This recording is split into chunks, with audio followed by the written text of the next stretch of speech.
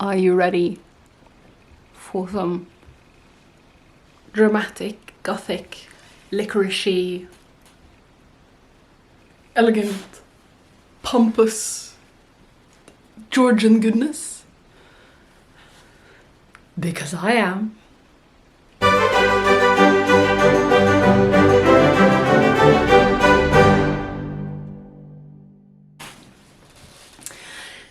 Hello and welcome to the Petticoated Swashbuckler. My name is Maren, and this is the third film in a sort of series, I guess, of films where I am making an 18th century negligee. Now I'm in the process of recreating the items on an inventory that was made at the death of an Englishwoman named Anne Bamford. She died around 1780, and they made a big list of all her wearing apparel. So I'm going through that list, making the garments on it, and one of the garments that's on that list is a black bombazine negligee and petticoat. Now, after having spent a lot of time trying to figure out what is bombazine and what is a negligee and how do I go about making that, I have, I've come a fair way. And if you want to see that, there will be, I'll try and link some videos up here or down here that show you the first two legs of this journey. We are now approaching the grand finale. I am nearly done. There are a few things that needs doing. I need to attach. I have finished the back pleats. I have finished the bodice is pretty much finished. I need to do sleeves with the little sort of ruffles there. Oh, it's got a fancy name, enjambées or something. I can't speak French, as you might guess. Ruffles, elbow ruffles. I need to do the front of the skirt of the dress, and then of course there's lots of trimming to do. So that's my plan. I think I might start with the front skirts actually, and then move on to the sleeves, and then do the trimming last. But we'll see. And at the end, hopefully, I'll end up looking like a sort of a cross between Morticia Addams and Marie Antoinette, which is, frankly, my life goal. So, you want to come along? Okay, so I have gone ahead and I have actually made my front skirt pieces, and they are made to sort of flare out at the bottom, but also cut away to show the front of my petticoat. Might not be so easy to see. So I think the idea is for them to go, I need to sort of fit them to my bodice. Where's my side seam? There's my side seam. And they should lay flat, so there shouldn't be any sort of puckerings. Like if I put this down, can you see that there's some kind of waves on it? That's not supposed to happen, so I need to pull it taut. And yeah, I think actually, I think the best way of dealing with this is to just sort of pin them to my bodice while I'm wearing them, and see how, see how they look, make sure that they look nice. I should have ironed them before I did this actually, because they're a bit wobbly in the seam, the front seam, but yeah, I think I'll do that. I think I'll try them on, make sure they actually look nice and smooth. Just pin them to the bodice, and then I will remove this whole get up, which took a little bit of time getting into. But remove all this and put it all on Sandtip here, that's her name, and see if we can, see if we can sort of mess around with it, make it look pretty when I'm, looking at it straight on and not from the top down or in a tiny camera. Yeah. So after a lot of fiddling, I figured out that the best way of doing this was actually to just sort of pin it to my bodice and play around with where the pleats needed to be to make it fit, and also how sort of high up it needed to be in the front to make it even at the hem. So I did a bit of just sort of fiddling around with it, pinning it where I thought it would look nice, and trying to make it look even on both sides as well. That was a bit of a challenge. Finally, I was pretty happy with my fronts of my dress. I think they look good. They look even, they look nice, there's no sort of wobbly bits in the front. So I took them all off and I pinned it to my gown, and you can see it moved all of the excess fabric to the inside. There is some room to sort of squeeze it in between the lining and the fashion fabric, and I did that. And I also pleated it over the hips so it will lay nicely. And then I went in and I stitched the front skirts to the front bodice using, I think it's called applique stitches, so that they're quite small and they're not supposed to be seen from the outside. Sorry about the lighting here, by the way, it's crazy and makes really nasty shadows. That makes it really difficult to see what I'm doing.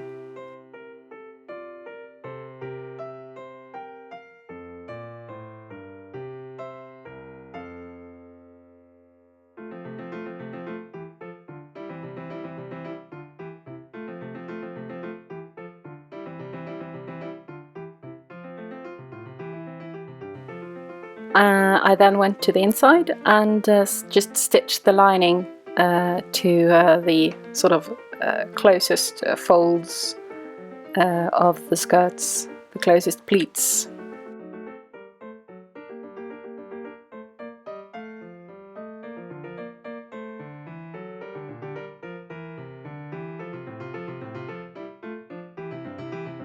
So this is what it looks like from the inside, and this is what it looks like from the outside.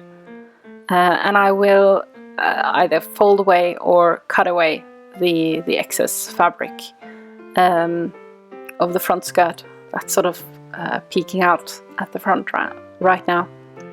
So you can see quite nice little stitches, fairly invisible, fairly elegant. I'm really happy. Next up is the sleeves, and before I could get started on those, I had to actually attach my lining shoulder straps to the bodice where I'd basted them before, and I did that using back stitches.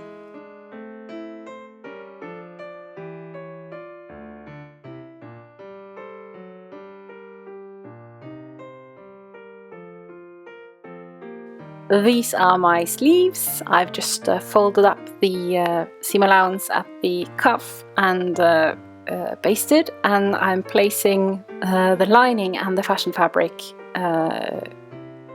sort of on top of each other, and then I stitch them both together with one seam, which is very, it doesn't take nearly as much time as having to stitch them both sort of separately and then attach them together, and I don't know, I like it. I like this method.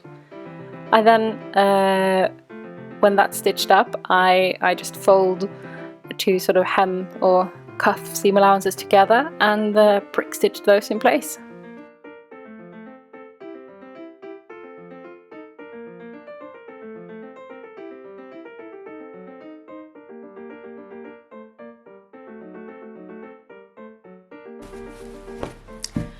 My sleeves are now done. Well, they need ironing, but apart from that, they're done. But all the negligees, all the sackbacks or robe francaises I've seen have ruffles on the sleeves. So I've gone ahead and I made myself a pair of ruffles. I've just cut them. Do you remember that side bit of the back that I cut out in the last video? This is what I used it for.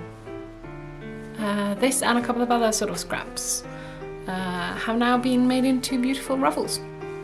I've made 2 lines of gathering stitches, so I think what I'll do is I'll just try and gather them, pin them to the sleeves, and then I guess I should pin the sleeves on the dress and see how it looks. I ended up just sort of pinning the ruffles to the sleeve at sort of decent intervals, and pulling up the gathering threads, and I think it looks, because there's 2 rows of gathering threads and there's a bit of space between them, I think it looks really nice. I think it's a really nice effect. And the threads that I pull up, I just wind them around the pins that I've already in there.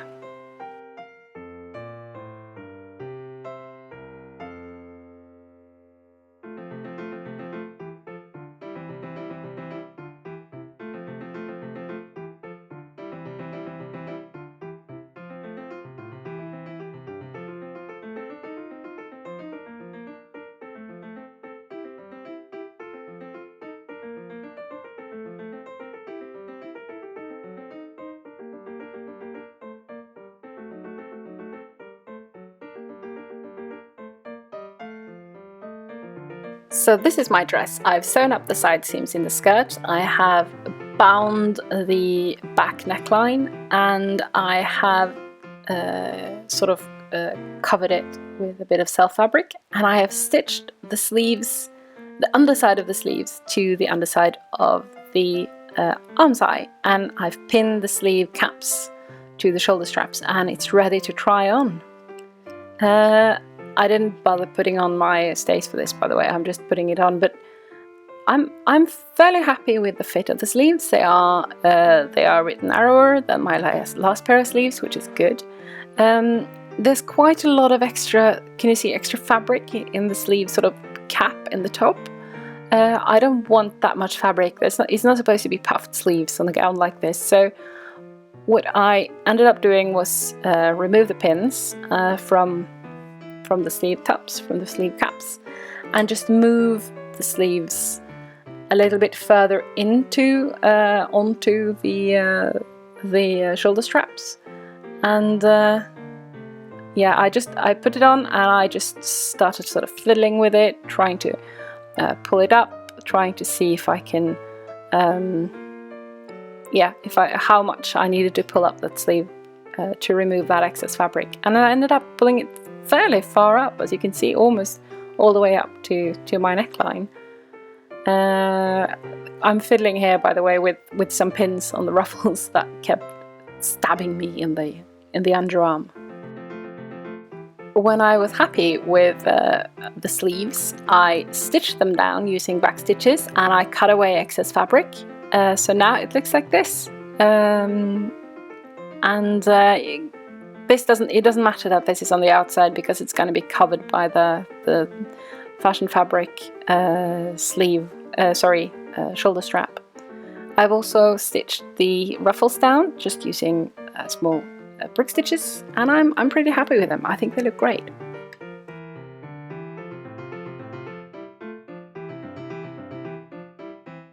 Even though it's not necessarily something that was done in the period, I like to finish my gowns on the inside as well, looking at least semi-pretty. So on the arm size, what I ended up doing was cut away a lot of excess fabric, excess seam allowance, and just fold the lining to cover all the raw edges and stitch that down.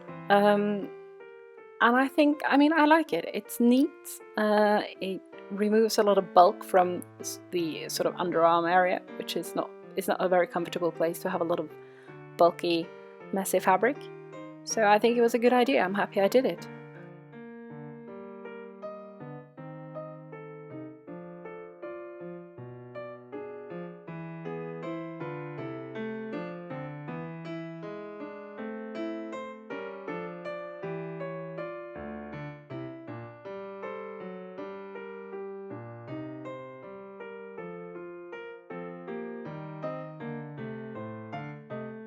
I just used whip stitches to stitch the lining down, but I was very careful to only catch the sleeve lining to avoid little white sort of dots on the outside of my black gown.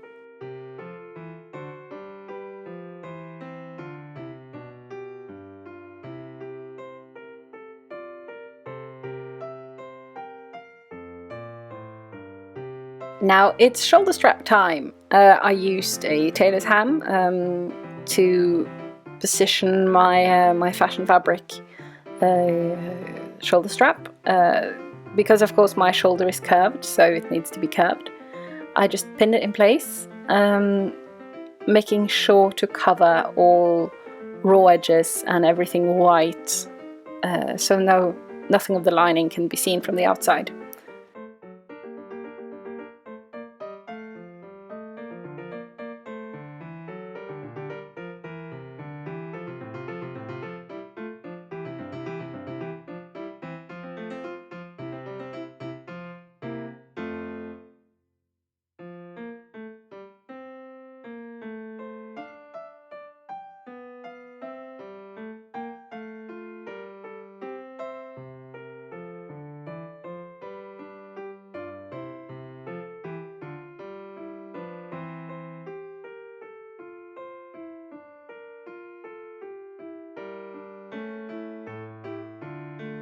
When the shoulder strap is securely pinned, I started folding the raw edges in and pinning it down to cover, to hide the raw edges of both the lining and also the fashion fabric of the shoulder strap and the bodice.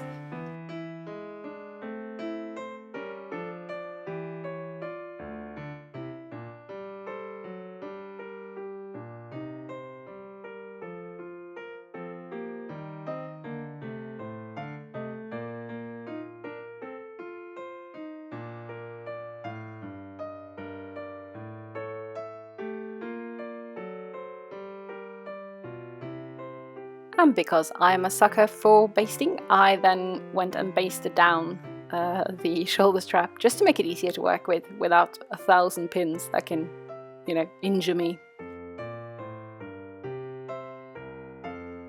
I used the applique stitches to attach the shoulder strap to the bodice at the front and the back, just the same stitches that I used on the to attach the front skirts to the bodice.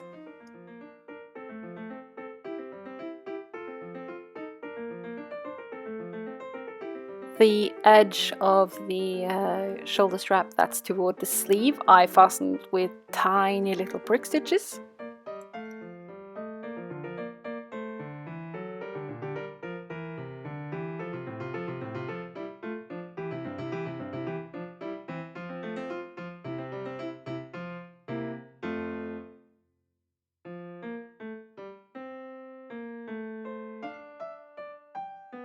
And then I did the neckline with the sort of wet prick stitches that I've used elsewhere on the garment as well.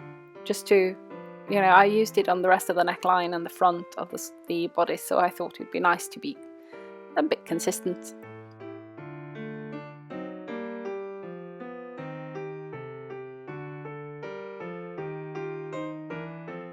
With the neckline done, the sleeves done, the front skirts done, we're ready to face the skirts. And I've cut here some facing from the same cotton satin that I used for the back of my petticoat in the first of these videos. I just cut a long strip and I pieced it together and folded one side up and basted it. so it's ready to be sewn onto the hem of my dress. And I've evened out the hem. As you can see, I've cut away a bit, but I've left the seams to avoid any fraying. And I just pin my facing to the right side of the gown skirts.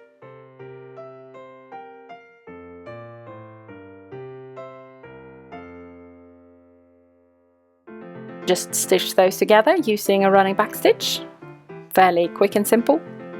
I then fold the facing towards the inside of the skirts and make sure that it doesn't peek out beneath the hem of the garment, the hem of the fashion fabric, and then I prick stitch it in place so it keeps steady.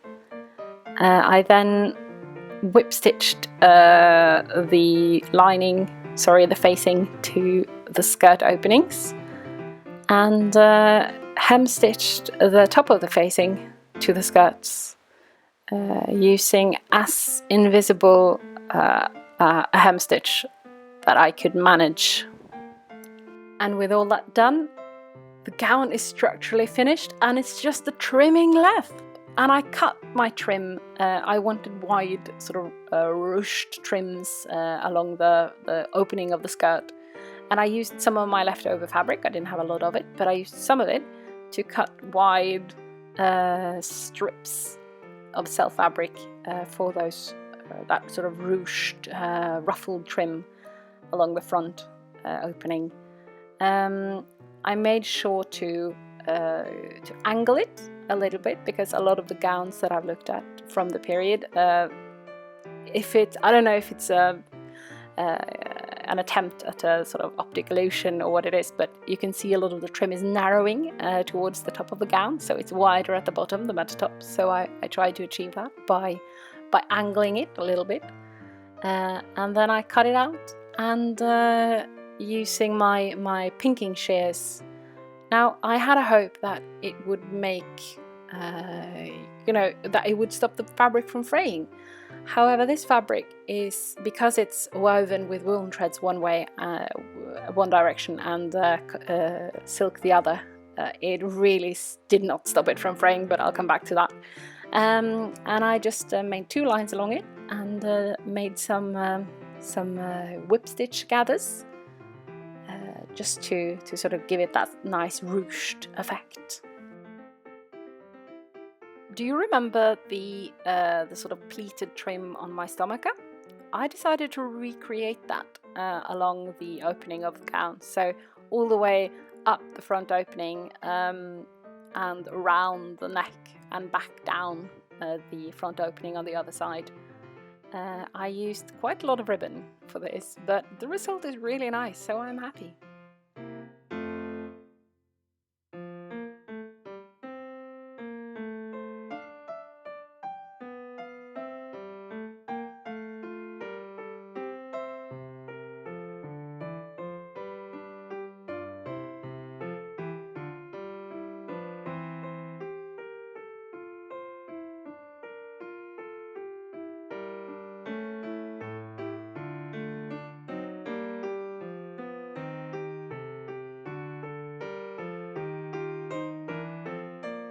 I do like trimming because it's the icing on the cake. It's all sort of fun and games at that point.